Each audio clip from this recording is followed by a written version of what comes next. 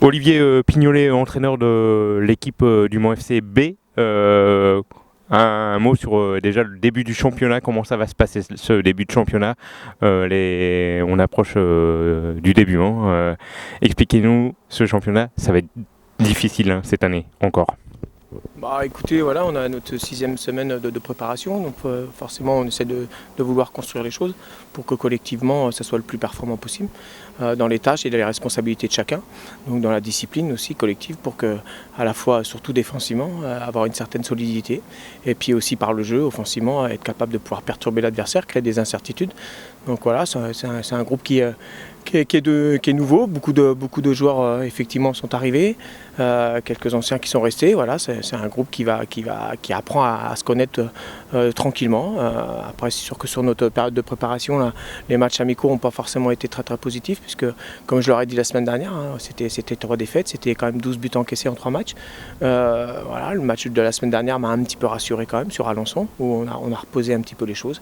Et là, c'est un dernier match, effectivement, d'affronter effectivement une équipe comme celle du PSG aujourd'hui, forcément mais on ne va pas tenir compte que de l'adversaire. C'est surtout pour nous qu'il faut le faire, parce qu'on a d'abord notre maillot à défendre, et puis notre équipe aussi, pour que le week-end prochain on soit prêt dès l'entame, parce qu'on va recevoir 2 fois de suite. Il y a le Poiré-sur-Vie qui va venir ici, il y a Fontenay-le-Comte qui va venir ici, donc il va falloir que ces matchs à domicile soient forcément très positifs pour qu'on puisse commencer un championnat comme on le souhaite. Ouais, justement, le début du championnat va être décisif, entre guillemets. C'est là qu'on voit les leaders, qu'on va voir les potentiels leaders. Ouais, de toute façon, tous les matchs vont être forcément hyper importants à bien gérer.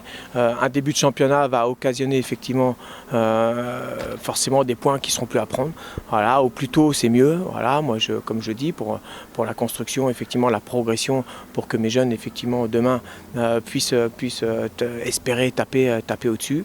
Il faut effectivement vouloir exister, et ça passe par le résultat, ça passe par la compétition, mais par surtout la progression aussi de ce qu'ils veulent être demain.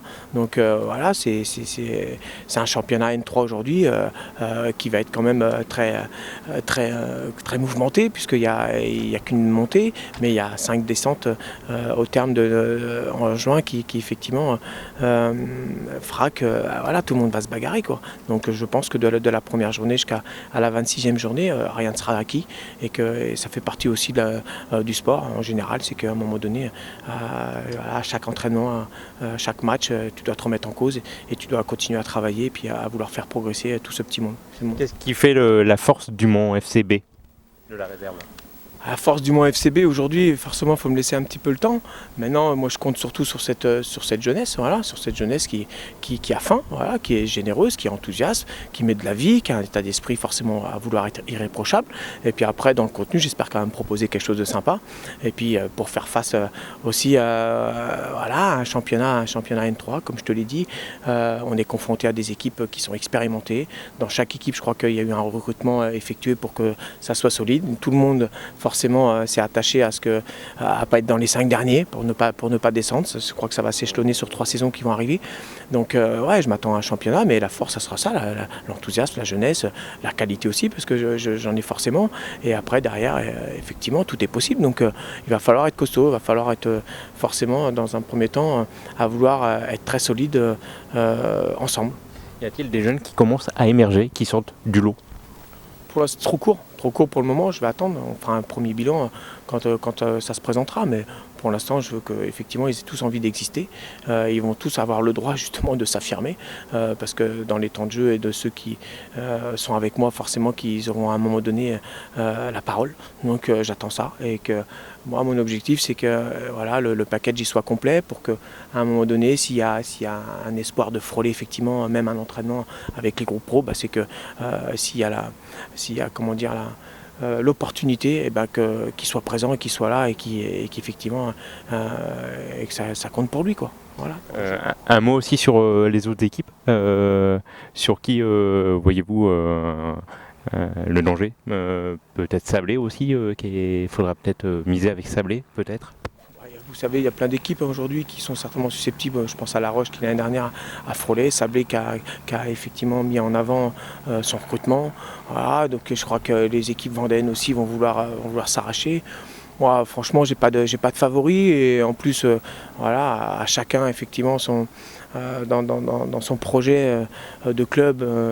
Mais pour l'instant, j'ai pas vu, enfin, j'ai pas entendu. Sablé s'est affirmé effectivement, mais comme La Roche, je pense. Après, il y aura des outsiders. Hein. Il y a des équipes comme Vertou, des équipes comme Châlons a priori. Mais voilà, tout va se bagarrer quoi. Donc voilà, moi j'espère effectivement faire une belle saison et que je prenne du plaisir surtout à vouloir voir jouer mon équipe tout simplement, mais dans un état d'esprit irréprochable et puis être capable de pouvoir produire quelque chose de sympa quoi.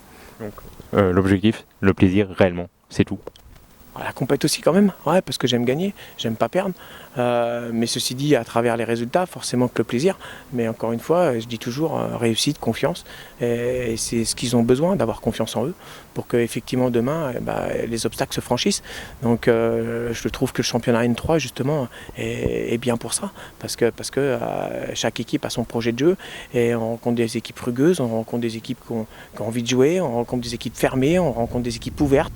Donc c'est aussi ça pour eux, l'enrichissement et d'être confrontés à ces différentes difficultés. Merci Olivier. Je vous en prie, merci à vous.